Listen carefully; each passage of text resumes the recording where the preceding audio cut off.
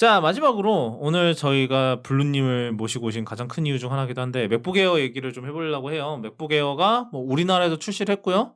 그래서 지금 저도 잠깐만 만져 봤었는데 일단은 뭐 그 하드웨어 그런 뭐 디자인이나 이런 거는 지금 그런 걸 얘기하려는 건 아니고 이제 그 M2의 성능 특성과 그리고 이게 맥북 에어의 케이스 모형과 이제 어떤 시너지를 발휘를 하는지 뭐 그런 걸 얘기를 잠깐 해 보려고 하는데 뭐 여러 가지 좀 복잡한 문제들이 좀 있는 것 같아요. 그래서 좀 일단은 첫 번째로 이제 M2 자체 이제 맥북 에어에서 M2의 자체 성능은 좀 어떤가요?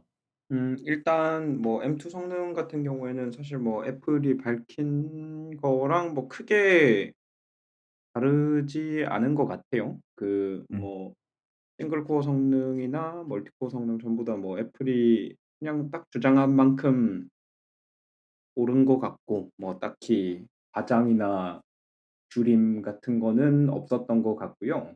음. 그래서 사실 평가도 처음 M2 보고 이제 제가 했던 평가랑 뭐 크게 달라질 건 없을 것 같아요. 그냥 딱 기대했던 만큼이다. 뭐 그 음. 정도로 평가할 수 있을 것 같아요. 음. M2 자체 성능은 뭐 그 정도로 예전에도 그때 제가 말씀을 드렸었죠, 여기서. 뭐 그때 이제 WWDC 때 처음 예. 발표됐을 때 했었으니까 예. 그때랑 뭐 크게 달라진 게 없습니다, 일단은.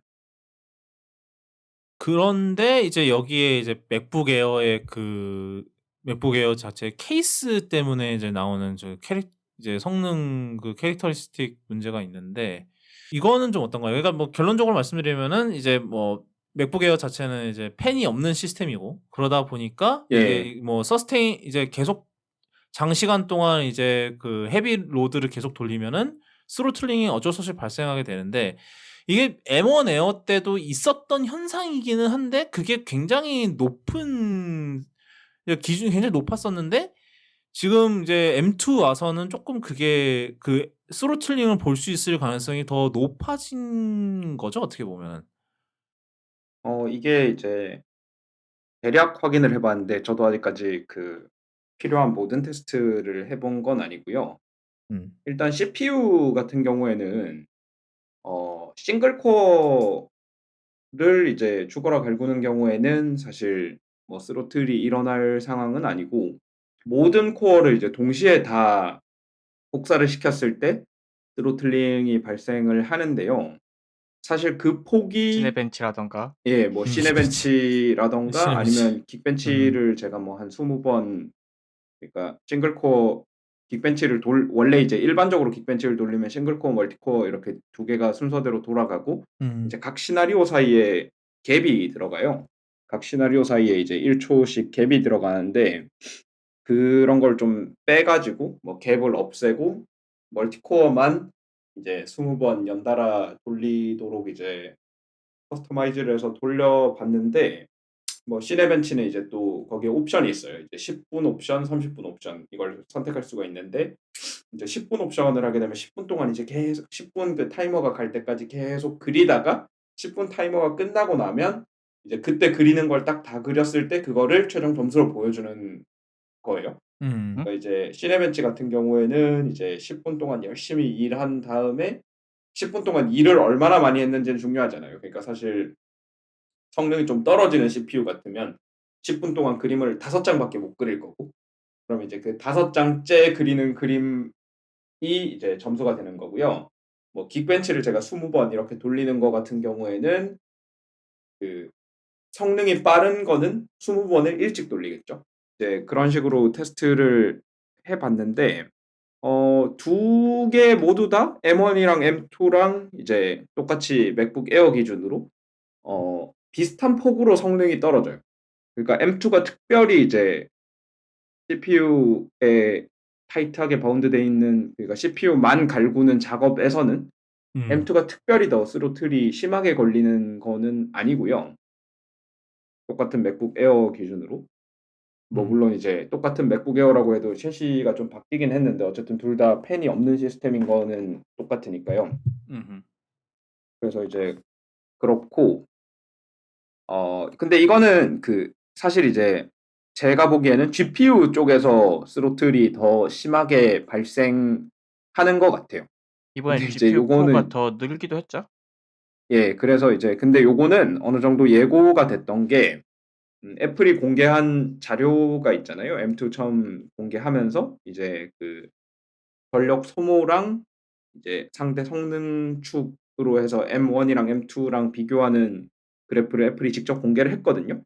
음흠. 보시면 CPU 같은 경우에는 M1에서 M2로 갈 때 아이소 파워 그러니까 파워가 똑같고 이제 성능이 18% 증가했다 이렇게 얘기를 하고요. GPU 같은 경우에는 이제 성능이 35% 증가했다고 하는데 이제 그 그래프를 다시 한번 보시면 M2 같은 경우에는 최대 15W까지 전력 소모가 들어가는데 M1 같은 경우에는 12W까지 전력 소모가 들어가거든요. 그러니까 성능이 35% 늘었지만 그 성능이 35% 늘면서 동시에 전력 소모도 25%가 늘어난 거예요, GPU. 그래서 사실은 이제 음 요걸로부터 어느 정도 이제 유출을 했었어야 됐죠. 성능은 좀 늘어나지만 그만큼 전기도 더 먹고 결국 열도 더 예. 발생할 거다. 그렇죠. 그래서 사실 이제 CPU만 주구장창 사용하시는 워크로드면 뭐 M1에 비해서 M2 맥북 에어가 유의미하게 더 큰 스로틀링을 일으키지는 않는다는 거고 그리고 사실 뭐 일상적인 사용? 제가 아까 전에 어떤 식으로 테스트했는지를 대략 말씀을 드렸는데 그렇게 CPU를 풀로드 걸어서 지속적으로 수십 분씩 사용할 만한 작업이 이제 일반적인 사용 환경은 아니거든요. 거의 다만 이제 없어요. 예 작업을 하는 경우에나 이제 발생하게 되는 상황인 거고 그래서 이제 일상적인 사용에서는 사실 뭐 M2 스로틀링 이슈가 큰 문제로 보이지는 않고요. 근데 이제 CPU와 GPU를 동시에 이제 사용하는 작업의 경우에는 이제 M2의 스로틀링 폭이 훨씬 이제 크게 느껴질 수 있죠. 근데 사실 이제 애플이 그 제시한 그래프도 그렇고 성능 향상치도 그렇고 이제 타사랑 비교하는 것까지는 몰라도 이제 자사의 전 제품이랑 비교하는 거는 되게 담백하게 이제 의미 있는 그 그래프를 제시한 것 같고요. 지금까지의 실험 결과만 놓고 봤을 때 아직까지 제가 원하는 실험을 다 끝낸 게 아니라서 지금까지 실험 결과만 놓고 봤을 때는 애플이 제시한 요 자료가 대단히 믿을 만한 자료로 보이고 적어도 M1과 M2의 비교에서는 그런 관점에서 봤을 때 사실 아까 전에 파워가 25% 늘고 성능이 35% 늘었다고 설명을 드렸는데 아이소 파워 기준으로 보면 그러니까 똑같은 파워를 사용한다고 할 때 그러면 이제 얼마나 더 성능이 개선됐느냐를 보면 꽤 개선이 됐어요 그래도. 24%. 그러니까 사실 같은 파워를 사용할 때 24% GPU 성능이 더 좋고 여기서 25% 파워를 더 줘서 한 9% 성능이 더 올라간 거죠. 그래 가지고 이제 스로틀링이 걸리더라도 결국은 이제 그 TDP 얘가 지속적으로 방출할 수 있는 열의 양이라는 게 이제 이전 셰시와 이후 셰시가 같다고 했을 때 결과적으로 이제 스로틀링이 걸린 상태에서도 M1보다는 유의미하게 높은 성능을 보여주는 게 맞고요. 근데 이제 뭐 CPU 같은 경우에는 이제 애플이 주장했던 18%의 성능 향상이 이제 지속 작업에서도 이제 꾸준히 차이가 나는 거고 반대로 이제 GPU 같은 경우에는 35% 보다는 그 차이 폭이 줄어들 것이다. 이런 정도로 일단은 말씀을 드려야 될 것 같아요.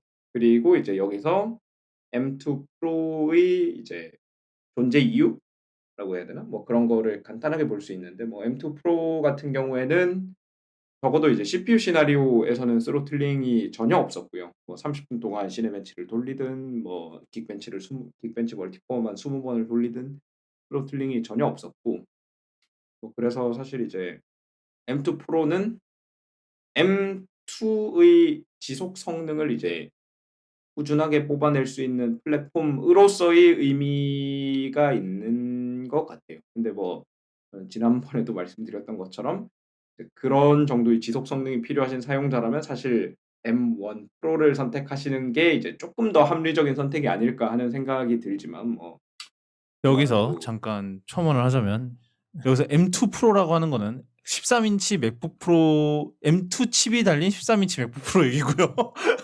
아 진짜 그 예. 그리고 왜냐면 나중에 M2 프로 칩이 들어간 14인치 맥북 프로가 뭐 나올 수도 있고 뭐 나올 가능성이 나오겠죠. 굉장히 높기 때문에 이거를 이거를 클리어를 잘 해놓고 가야 되는데 그런 정말 이제 라인업 아주 간단하고 명료하게 해 놨어요, 애플이. 아주 그냥 음. 안 헷갈리게. 아 근데 이제 일단은 일정 수준의 이제 스로틀링 그런 게 있기는 한데 사실은 저는 이런 입장이거든요. 에어의 주요 타겟층을 고려를 했을 때 과연 이 스로틀링 그 양상이 이제 보통 이제 이제 맥북 에어를 살 만한 사람들의 이제 그거에는 영향을 거의 미치지 못할 가능성이 높은 그런 시나리오이지 않을까라는 생각이 드는데 그거에 대해서 어떻게 생각하시나요? 저도 비슷하게 생각합니다. 사실 이제 어 그분들이 이제 이런 스로틀링에 민감하게 반응하는 분들이었다면 사실 M1에서도 이제 이게 크게는 아니더라도 어느 정도 이슈가 됐었어야 되는데 전례에 비춰 보면 그러니까 적어도 CPU 면에서는 M1에 비해서 스로틀링이 더 심해지지 않았거든요. 그래서 전례에 비춰 보면 뭐 그런 부분에서의 이슈는 크지 않을 것 같다. 그리고 사실 에어기도 하고요. 그렇죠. 사실 뭐 에어를 보통 사는 분들은 이제 사실 이런 CPU의 이제 그런 지속 성능보다는 사실 저희가 조금 이제 바로 이제 넘어갈 이제 메모리 문제가 더 와닿을 것 같은데 이제 SSD 문제가 지금 살짝 있잖아요. 예. 이제 기본형 이제 이거는 저희가 M2 칩이 들어간 13인치 맥북 프로 얘기에서도 잠깐 했었던 얘기인데 이제 맥북에서 똑같이 적용돼요. 그러니까 256기가 SSD를 고르면은 이게 원래 M1까지는 128기가짜리 SSD 이제 128기가짜리 플래시 칩 두 개를 병렬로 연결을 해서 이제 속도를 뽑는 거였는데 M2부터는 이게 256기가바이트짜리 낸드 플래시 칩 하나를 이용해서 이제 256기가를 구현하는 거기 때문에 결론적으로 속도가 느려요. 256기가짜리가 이제 거의 정직하게 반 느리다고 하더라고요. 이제 512나 1테라 고르는 것보다. 근데 이 정도 속도가 장기적으로 사용할 때 이제 한번 맥 사면은 저희 여자친구 같은 경우는 지금 10년 쓰고 있는데 2013년형을 좀 장기적으로 봤을 때 이게 영향을 좀 미칠까요? 이 SSD 성능이 초당 1500메가 이렇게 나오는 것 같던데 1.5기가 정도. 이게 제가 잠깐 이제 살펴본 걸로는 당연히 이제 1500 메가라고 하더라도 이제 엄청나게 느려서 못 쓴다 뭐 이런 수준은 당연히 아닌데 그것보다는 이제 사실 보통 이제 SSD 용량을 256으로 맞추시는 분들은 램 용량도 8기가로 넣으실 가능성이 크잖아요. 그죠? 그래서 이제 그 8기가랑 256이 같이 만났을 때 이제 그 성능 저하 같은 게 좀 더 둘이 안 좋은 시너지 효과를 내면서 수압에 안 대한 좋은 문제 시너지 거죠. 예. 효과를 뭐 그런 문제를 내면서 이제 체감되는 성능 저하가 느껴질 수 있다. 느껴질 수 있다 두 번인데 뭐 어쨌든 체감되는 성능 저하가 있을 수 있다. 뭐 이런 글을 봤고 실제로도 그 부분이 만약에 이제 스토리지 속도가 문제가 된다면 그 부분이 가장 큰 문제가 될 것 같아요. 그게 저도 영상을 몇 개 봤는데 어떤 전문 사진가 분이 뭐였더라? 라이트룸에서 막 46 메가픽셀짜리를 이제 출력하는 작업을 했는데 이제 512랑 256 가지고 했더라고요. 512에서는 한 1 시간 걸릴 게 256에서는 그 램 수압 때문에 한 10 분인가 더 걸렸다 뭐 이렇게 나오더라고요. 음. 그래서 그런 식으로 차이가 날 수 있다라고 합니다. 사실 요즘 그 그래서 메모리를 예. 처먹는 앱들이 너무 많아서 음. 그러니까 이제는 8기가바이트 메모리가 좀 부족한 것 같죠. 예. 음. 그래 가지고 이게 근데 그전에는 사실 그 잘 감췄는데 스토리지 속도가 이제 빨랐으니까 뭐 그게 수압을 이전에 잘 커버를 이렇게 했는데 너프가 되면서 이제 그전에 잘 감추고 있었던 게 독이 됐다? 그런 느낌이지 않은가 싶어요. 그래서 사실 뭐 추천을 드리기로는 진짜 256 8기가를 동시에 쓰는 거는 뭐 이슈가 있을 수도 정말 가볍게 쓰실 거면 뭐 그렇게 가셔도 상관없을 것 같은데 그게 아니면 이제 둘 중에 하나는 올려야 건드리시는 게 좋지 않을까. 예. 그 얘기가 나와서 이제 자연스럽게 다음 그걸로 넘어가면은 제가 이제 그거를 조건을 드릴게요. 일단은 용량에 대한 부담감은 없다고 합시다. 예를 들어서 256으로도 뭐 놀랍긴 하지만 저희 입장에서는 정말 놀라운 거긴 하지만 256으로도 충분히 살 수 있다. 이 사람이. 그러면 메모리와 SSD 둘 중 뭐를 올려야 될까요?